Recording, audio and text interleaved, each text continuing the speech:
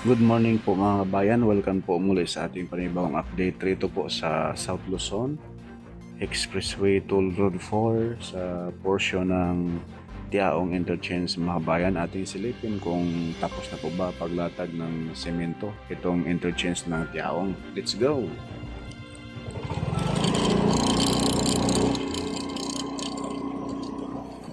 Dito tayo sa kabila mga kabayan. Ito yung way, no? Kapag ikaw ay galing Maynila, mag-exit ka ng Tiaong. Dito ka sa gawing kanan. Ito mga kabayan. Dito ang pasok mo.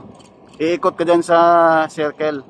Kapag ikaw ay kapag ikaw ay papuntang Lucena, Candelaria, diretso lang. Ayan, dito. Dito ang pasok. So sa ngayon, ginagawa pa dyan, sinimento pa. So doon tayo sa kabila, dadaan. Bawal dyan dumaan mga kabayan. Sinimento pa. Ayan o. So doon tayo sa kabila, circle.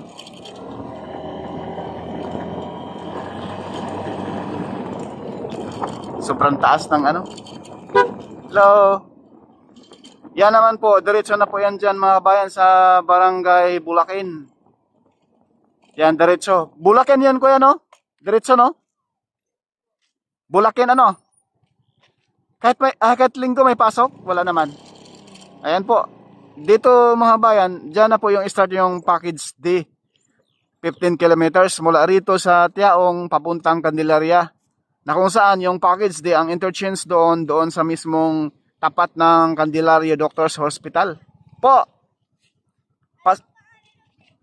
Ito po. Wait ba ha? Pakipalo na rin. Salamat. Saan na ba yun? Hindi ko makita-kita. Ito po, sticker. Mag-message kayo dyan, be. Thank you. Subscribe kayo ha sa YouTube. Saka sa FB. Thank you so much. Bye-bye. Ingat. Uwi na kayo. Tanghali na. Ayan po mga bayan. Mga kabataan rin eh.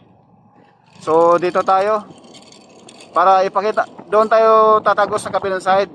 Pabalik tayo ng Pamaynila. Ipakita ko lang sa inyo mga bayan yung progress rin eh sa mismong interchange, no? Sa Tiaong na halos 95% tapos.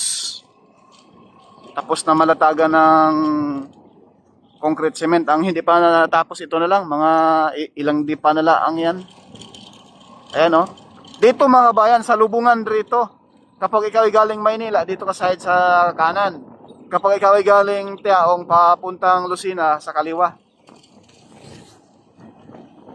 At ito na po yung tulay, no? Na dito po kayo dadaan. Kapag ikaw ay mag-exit ng Tiaong galing Maynila, dito ang Tagos. Kapag ikaw ay galing ng Tiaong or San Pablo papuntang Lucena, dito sa kaliwa natin. Gets nyo? Kapag ikaw ay galing ng Lucena, dito sa pa-exit ka ng Tiaong, dito sa right side, ito. Itong kalsada na yan. Ito mga kabayan, oh. Tapos na rin dyan na simento. Pakita ko lang sa inyo mga bayan para maliwanagan ang lahat. Yan. Kapag ikaw ay galing Lucena, Rene, exit ka ng Tiaong, dito ka, right side. Kapag ikaw naman ay galing ng Tiaong mismo sa kabilang side, yung sinimento na rin. Lapit ko po ha. Alam nyo mga kabayan, yung Villa Escudero andyan lang, kahit batuhin mo, maabot mo na. Andyan na yung gate sa dulo. So ito po. Ito po yung kalsada na ito. Sa kaliwa natin. Ito. Ere.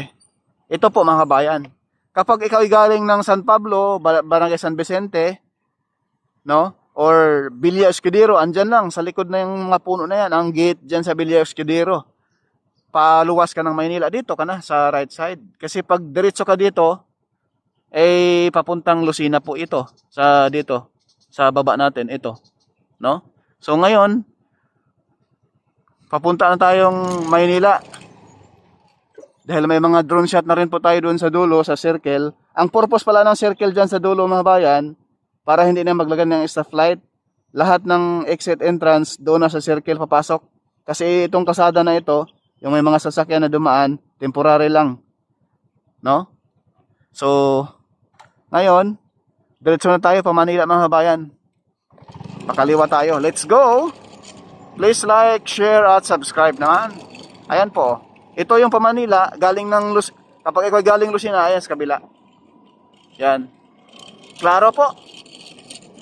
Enciende.